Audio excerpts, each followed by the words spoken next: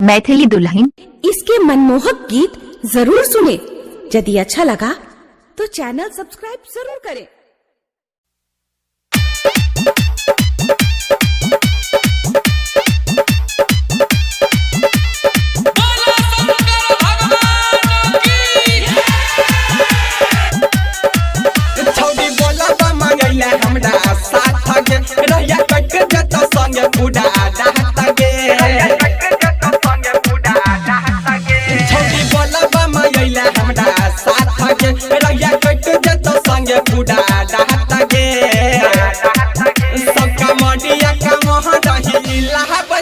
तोड़ा लोटा में से जल चुबाहा बैठो सबका मोडिया का वहाँ रही लहा बचोगे तोड़ा लोटा में से जल चुबाहा बैठो।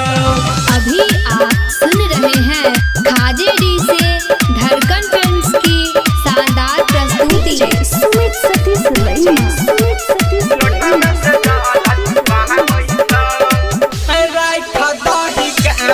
घूमे चला हमारा संग गे करतौन छौरी तोड़ा कोनो छौड़ा संग गे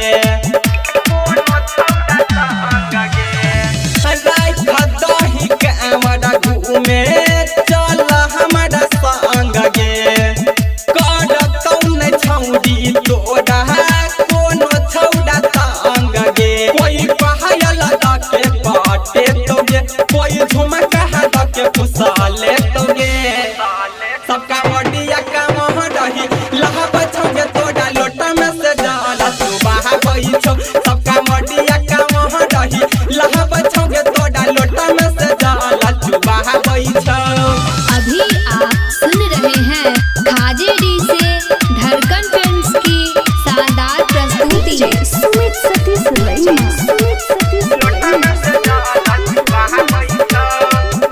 छौड़ा विकासवा खूबे डीजे बजाबै छौ सतेंद्र बिहारी के गाना लगाबै छौ